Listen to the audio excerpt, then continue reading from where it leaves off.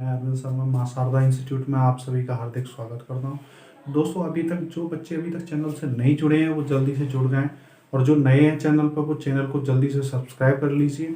आज हम पढ़ने वाले हैं छत्तीसगढ़ की जो जनजातियां हैं उनके बारे में पढ़ेंगे।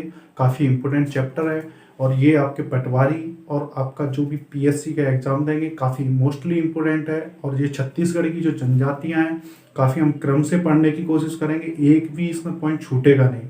तो दोस्तों, जो भी नए हैं वो जल्दी से क्या करें, इसको सब्सक्राइब कर लीजिए, और जितना लाइक कर सकते हैं वीडियो को लाइक करिए। आपके लिए इतनी मेहनत के साथ ट्रिक के साथ लाता हूँ क्लास। तो दोस्तों, हम पढ़ने वाले हैं आज छत्तीसगढ़ की जनजातियों के बारे में। तो दोस्तों, बता देता हूँ ये काफ़ी इम्पोर्टेंट आपके लिए लेके आ रहा हूँ मैं। ये पटवारी, पीएससी और आप छत्तीसगढ़ एसआई का भी एग्जाम देते हैं तो उसमें भी जनजातियों के बारे में क्वेश्चन पूछे जाते हैं। तो दोस्तों, आज हम पढ़ने वाले हैं छत्तीसगढ़ की जो जनजातियां हैं। तो पहले मैं आपको बता देता हूँ जनजातियां क्या होती हैं। तो दोस्तों, ये जो छत्तीसगढ़ के अंदर जो आदिवासी लोग रहते हैं, मतलब एसटी जो है, इनके लिए जनजाति शब्द एक संवैधानिक, मतलब संवैधानिक होता है, एक संविधान के अंदर किसी शब्द को रख दिया जाता है।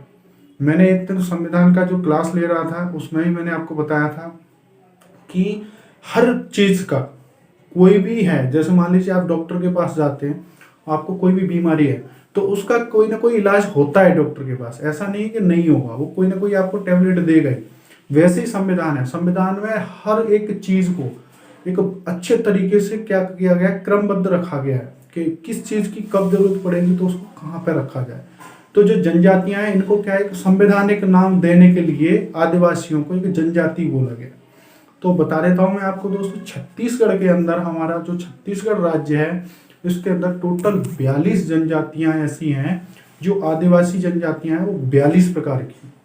तो दोस्तों, आज हम पढ़ने वाले हैं जो छत्तीसगढ़ की जनजातियां हैं उसके बारे में। तो सबसे पहले मैं आपको बता देता हूं दोस्तों कि छत्तीसगढ़ के अंदर जो जातियां हैं, जो जनजातियां हैं वो कितनी हैं, 42। ठीक है, अब मैं आपको बता देता हूं इनमें होता क्या है। जनजातियां तो है 42, लेकिन इनकी उप जनजातियां भी हैं। किसी का जैसे उपनाम लगा देते हैं ना, जैसे कोई मान लीजिए आपके गांव में किसी का नाम है सोमेश और उसको कुछ और भी बोलते हैं, मान लीजिए रिंकू भी बोल देते हैं गांव के अंदर ना, बोलते हैं ना मेरा डॉक्यूमेंट में नाम सोमेश है, गांव में मुझे रिंकू बोलते थे, छोटा बचपन का नाम मेरा क्या था, रिंकू था। तो वो क्या उपनाम हो जाता है उसका। तो बच्चों, उसी प्रकार से क्या होता है, ये 42 क्या है जनजातियां जो है, और इसकी 161 उप जनजातियां हैं। उप जनजातियां, उप जनजातियां। ठीक है, क्लियर। अब मैं आपको बता देता हूं ये जो जनजाति शब्द इस्तेमाल किया गया है किसके लिए, एसटी के लिए। तो बच्चों, एसटी की जो जनसंख्या है भारत के अंदर, तो भारत के अंदर इसका क्या है, जो क्रम है वो छत्तीसगढ़ का अंदर या मध्य प्रदेश के अंदर या आपके 28 राज्य केंद्र शासित प्रदेश सभी में जितने भी आदिवासी लोग रहते हैं उनकी जनसंख्या प्लस भारत में अदर जितनी भी जातियों के लोग रहते हैं उनकी जनसंख्या, तो इसमें कितना परसेंट पड़ रहा है, चौथा स्थान पड़ता है किसका, आदिवासियों का। चौथा नंबर आता है आदिवासियों का। ठीक है, समझ गया आप। चौथा नंबर मतलब कोई चीज का नंबर है, क्रम है, 1 2 3 4, तो इन लोगों का क्या चौथा नंबर आता है। मतलब इतनी पॉपुलेशन है, इनकी खुद की जनसंख्या है कि इनका चौथा नंबर आ जाता है। क्लियर। तो ये मैं आपको बताना चाह रहा था एसटी के बारे में कि इनकी छत्तीसगढ़ के अंदर 42 जातियां हैं, जनजातियां हैं, और उप जनजातियां इनकी हैं 161 उप जनजातियां। ठीक है, क्लियर यहाँ तक। तो अभी मैं आपको बता देता हूँ ये जो जनजाति शब्द या आदिवासी शब्द, तो वास्तव में इनका क्या था, ये काफी दूर दराज क्षेत्रों में रहते थे। मान लीजिए जंगली क्षेत्र हो गए, पहाड़ी क्षेत्र हो गए, तो वहां पे इनका क्या था, रहन सहन, कला, संस्कृति सब चीज क्या थी, अलग थी एकदम। तो कुछ पक्षकार थे, उनका मानना था कि ये दूर दराज क्षेत्रों में रहते थे, पर्वतीय क्षेत्रों में रहते थे, इनका कल्चर अलग था, भाषा अलग थी, इनकी रहन सहन सब चीज अलग थी, इसलिए इनको क्या कर दिया, आदिवासी बता दिया। ठीक है दोस्तों। तो अब इसके बाद मैं आपको बता देता हूं संविधान के अंदर इनको कहां पर रखा गया। तो दोस्तों, भारतीय संविधान के अंदर मतलब आर्टिकल 342 मतलब 342 जो आर्टिकल है उसके अंदर इनको सूचीबद्ध किया गया है। मतलब सूचीबद्ध में आपको एक चीज बता देता हूं क्या होती है। मान लीजिए कोई किताब है, उसका ये पेज है, ठीक है, जैसे आपने कंप्यूटर में हाइपरलिंक की हुई होगी फाइल, ठीक है, मान लो ये गिरावट शब्द जो है इस पे हाइपरलिंक कर दिया आपने, तो आप इसको क्लिक करेंगे तो पूरी सूची निकल जाएगी कि इसमें आपने लिखा क्या, ठीक है।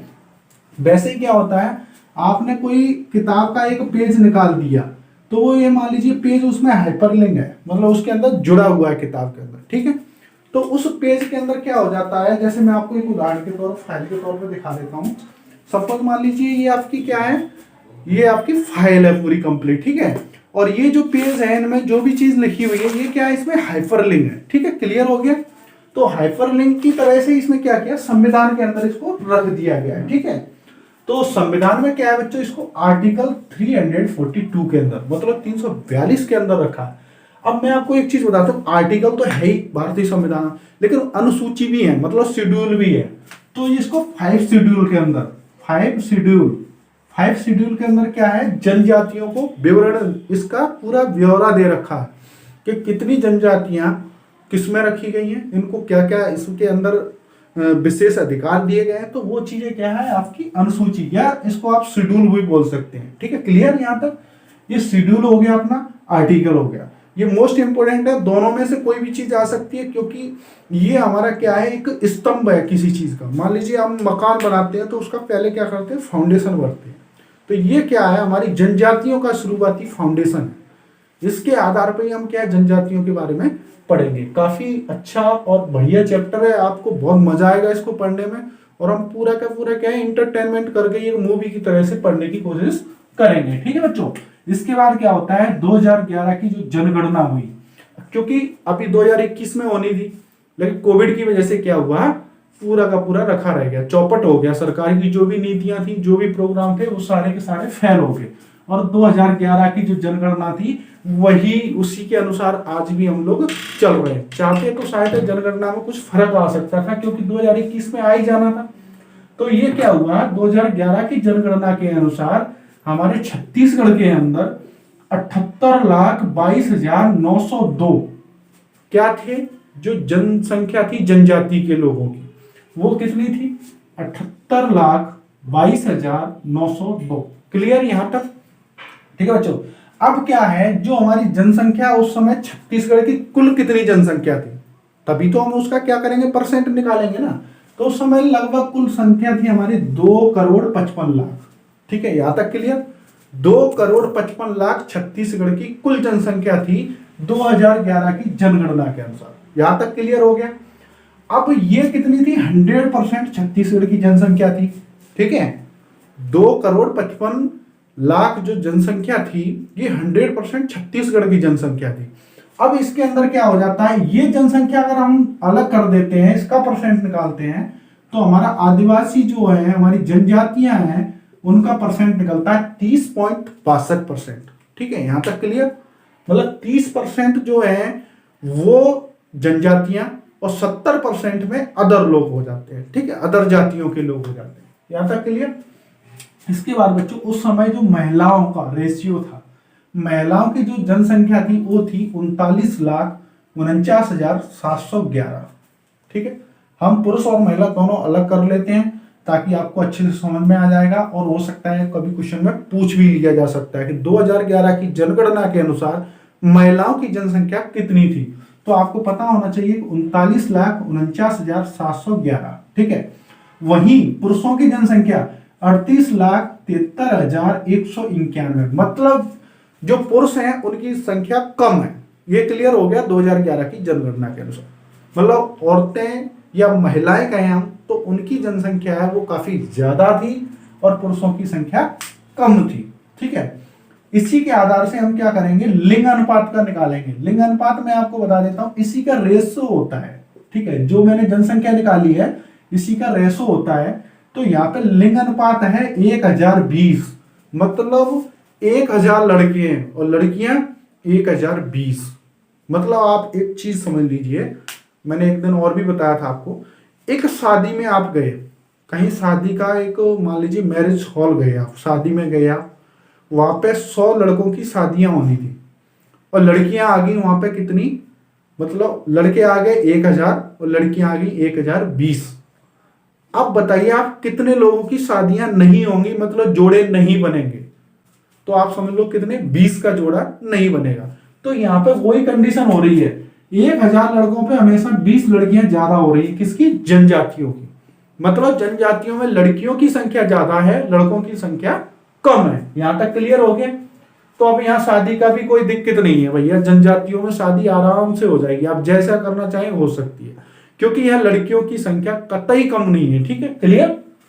अब क्या होता है यहाँ साक्षरता दर, ये दर बहुत जरूरी है साक्षरता की, क्योंकि जहां लोग साक्षर होंगे विकास वहीं ज्यादा होगा। ठीक है, तो वो कंडीशन क्या है? 59.9।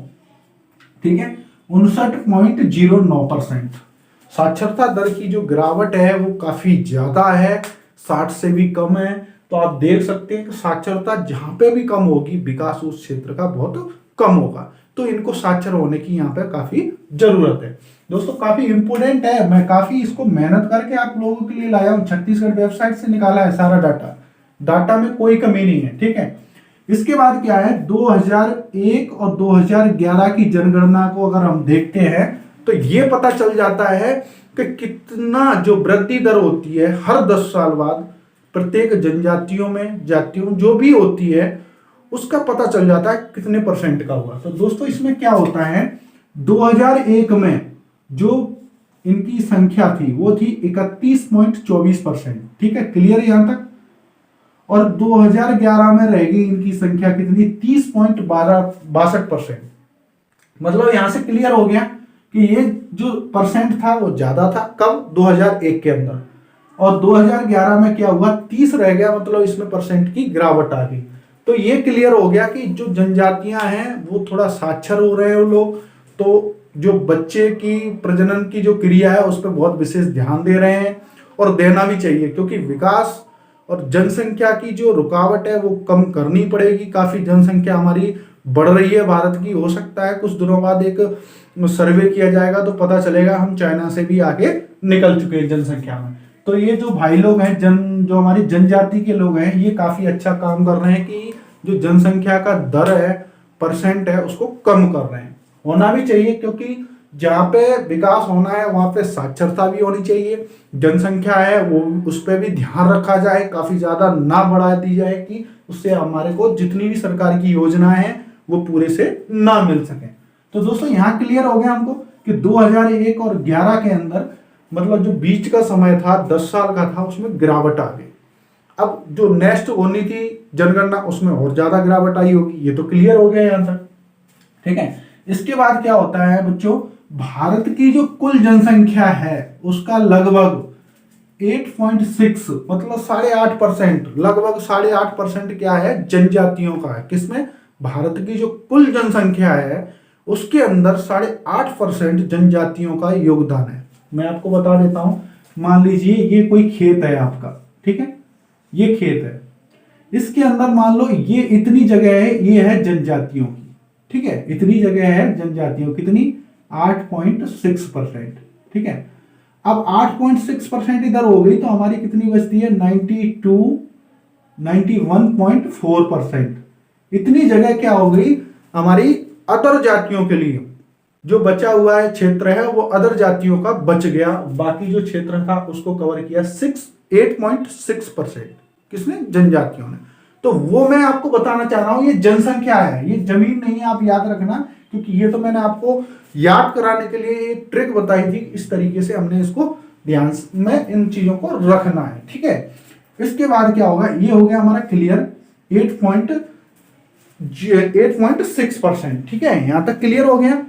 इसके बाद बच्चों हम पढ़ने वाले हैं क्या? सर्वाधिक जनसंख्या वाला राज्य। ठीक है, सर्वाधिक जनसंख्या वाला राज्य जहां पर जनजातियों की संख्या ज्यादा हो। उसके बाद हम पढ़ेंगे न्यूनतम जनसंख्या वाला, जहां पे ये मान लीजिए जनसंख्या बहुत ही कम हो। ठीक है, यहां तक क्लियर। उसके बाद पढ़ेंगे इसका प्रतिशत कहाँ, किस राज्य के अंदर कितना है। ठीक है, और किस राज्य के अंदर सबसे कम है। ठीक है, तो अभी आपको बता देता हूं, सबसे पहले हम पढ़ेंगे सर्वाधिक।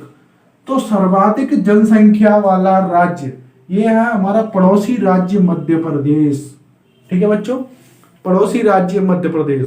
अब भैया मध्य में होगा भारत के में तो जनसंख्या भी ज्यादा होगी। तो यहाँ पे क्या हो जाता है, जनसंख्या, जनजातियों की जनसंख्या सबसे ज्यादा है भारत के प्रत्येक राज्य का अगर हम देख लेते हैं तो मध्य प्रदेश के अंदर सबसे ज्यादा जनसंख्या है। ठीक है बच्चों, यहां तक क्लियर हो गया। इसके बाद पढ़ेंगे हम न्यूनतम जनसंख्या। न्यूनतम का मतलब होता है कम से कम, जीरो से जीरो, माइनस से माइनस, मतलब सबसे कम किस जगह पे है, तो वो पंजाब और हरियाणा के अंदर कितनी है, शून्य। ठीक है, यहां तक क्लियर होगा। शून्य का मतलब जीरो बिल्कुल है ही नहीं है, वहां 1% भी नहीं है। ठीक है, क्लियर हो गया। तो ये हो गया हमारा न्यूनतम। और सर्वाधिक मैंने आपको बता दिया, अधिक, उससे अधिक किसी राज्य में नहीं है। तो वो कौन सा राज्य है, मध्य प्रदेश। और शून्य वाला हो गया हमारा पंजाब और हरियाणा। तो दोस्तों आपको बता देता हूँ, पंजाब हरियाणा वाला जो क्षेत्र है वहाँ आदिवासी क्यों नहीं हो सकते, क्योंकि मैदानी क्षेत्र है। वो मैंने आपको एक उदाहरण पहले ही दे दिया। पहाड़ी क्षेत्र या जंगल वाला जो क्षेत्र है, इसमें जो हमारे पंजाब और हरियाणा की जो जनसंख्या है वो सबसे जीरो है, मतलब 1% भी नहीं है। इसके बाद सर्वाधिक प्रतिशत, मतलब परसेंट, परसेंट कहाँ पे ज्यादा होगा, तो आपको बता देता हूं, आदिवासी लोग क्या करते हैं। देखो, किसी की भावना को ठेस ना पहुंचे, केवल मैं आपको याद कराने के लिए ट्रिक लेके आया हूं। मिजोरम, दोस्तों बता देता हूं, ये रम शब्द से आप समझ लीजिए, जो एल्कोहल होती है ना, रम आती है। रम को सबसे ज्यादा कौन लोग पीते हैं, जनजाति के जो लोग हैं, आदिवासी लोग हैं, वही सबसे ज्यादा पीते हैं। तो रम लग गया शब्द कहां पे, मिजोरम। और मिजोरम कहां पे, कितना परसेंट हो गया, 94.5%। मतलब जो राज्य है, राज्यों में हमारा मिजोरम सबसे ज्यादा प्रतिशत है, कितना, 94.5%। क्लियर है यहां तक। इसके बाद बता देता हूं, ये था राज्य। एक केंद्र शासित प्रदेश भी है इसमें भारत के अंदर, वो है लक्षद्वीप। और लक्षद्वीप में संख्या है 94.8%। मतलब मिजोरम से भी ज्यादा परसेंट कहां पे है, लक्षद्वीप है। लेकिन दोनों में फर्क क्या है, एक राज्य है, एक केंद्र शासित है। क्योंकि ये दोनों चीजें मैंने क्यों बताई आपको, क्वेश्चन में पूछा जा सकता है कि सर्वाधिक प्रतिशत वाला जनजाति वाला, सर्वाधिक प्रतिशत वाला केंद्र शासित प्रदेश पूछ लिया जाए। अब आप क्या कर देंगे, अगर मैंने अकेला मिजोरम पढ़ा रखा है तो आप मिजोरम लिखेंगे, अगर लक्षद्वीप पढ़ा है तो लक्षद्वीप लिखेंगे। इसलिए क्या करना है, आपने राज्य भी पढ़ लो और केंद्र भी पढ़ लो, दोनों पढ़ लो। कोई भी क्वेश्चन पूछा जाए तुरंत आपने टिक लगा देना। Okay, clear. यदि राज्य और केंद्र दोनों ऑब्लिक में पूछ लिया जाता है सर्वाधिक, तो आपने लक्षद्वीप को लगाना है। यदि पूछ लिया जाए राज्य, तो आपने लगाना है मिजोरम को। और अकेला केंद्र पूछ लिया जाए तो आपने लगाना है लक्षद्वीप को। यहां तक क्लियर। इसके बाद न्यूनतम, मतलब सबसे कम प्रतिशत, तो ये है गोवा के अंदर। दोस्तों ये है 0.4%। मतलब 0% मतलब 1% से भी कम हो गया, आधे से भी कम हो गया। क्लियर है यहां तक। इसके बाद उड़ीसा प्रदेश के अंदर सर्वाधिक जातियां, जो जनजातियां हैं, उनका क्या है, कितनी है, 62। मतलब बता दूं आपको, जो हमारा छत्तीसगढ़ है उसके अंदर कितनी थी, 42 थी। ठीक है, कितनी थी, 42 जनजातियां। और ये जो हमारा उड़ीसा है, पड़ोसी राज्य है, इसके अंदर है 62, मतलब 62, मतलब 20 जनजातियां छत्तीसगढ़ से ज्यादा है। लेकिन जनसंख्या जो है वो हमारे छत्तीसगढ़ के अंदर काफी ज्यादा है, लेकिन मध्य प्रदेश का प्रथम स्थान आता है। ठीक है, यहां तक क्लियर हो गया आपको। तो ये हमारा जो जनजातियों का था, ये हमारा चैप्टर था। ये मैंने बहुत बढ़िया, अच्छे डीपली आपको पढ़ाने की कोशिश की है। कंटिन्यू हमारा चलेगा ये जब तक जनजातियों का कंप्लीट नहीं हो जाता है। काफी लंबा चैप्टर है। पीडीएफ भी आपको जल्दी से प्रोवाइड करा दी जाएगी, पूरी टाइप करी हुई मिलेगी आपको। तो केवल पढ़ना है और सिलेक्शन करना है, कैसे भी करके आपका सिलेक्शन हो जाए। और एक चीज और बता देता हूं दोस्तों, इसमें जो हमारी 42 जनजातियां हैं, मूलतः इसमें 33 जनजातियां, कितनी, 33 जनजातियां किसकी हैं, छत्तीसगढ़ की मूल निवासी हैं, रहने वाली। प्लस इसके अंदर 7 जनजातियां हैं मध्य प्रदेश से आई हुई, मतलब ट्रांसफर कहां से, मध्य प्रदेश से हुई। और 2 जनजातियां हैं महाराष्ट्र से आई हुई। टोटल कितनी होगी, 42। क्लियर। 42 जनजातियों में 7 कहां से ट्रांसफर हुई, मध्य प्रदेश से। 2 कहां से हुई, महाराष्ट्र से हुई। क्योंकि बॉर्डर शेयर करते हैं, तो वहां पे लोगों का आना जाना लगा रहता है। तो कोई शादी ब्याह कर ली या रहने के लिए आ गए, तो कुल मिला के कितनी, 42 जनजातियां हो जाती हैं। तो आई होप आप लोग अच्छे से इसको समझ गए होंगे। तो दोस्तों ये मेरा फोन नंबर है 6268727106। आपको कभी भी अर्जेंट अगर एडमिशन भी लेना है तो आप ऑनलाइन भी पढ़ सकते हैं इससे। आपको पीडीएफ चाहिए तो मैं आपको प्रोवाइड करा दूंगा, जिस भी माध्यम से चाहिए आपको यूट्यूब पे चाहिए, व्हाट्सएप पे चाहिए, जहां भी चाहिए आपको हर चीज आपको मिल जाएगी। केवल आपने पढ़ना है, आपका सिलेक्शन जल्दी से हो जाए बस। क्योंकि हम यहाँ पे आए हैं आपको पढ़ाने के लिए, तो आपने पढ़ना है। ये क्लियर हो गया यहाँ तक? तो दोस्तों अगर आपने इसका स्क्रीनशॉट लेना है तो आप ले सकते हैं इसका।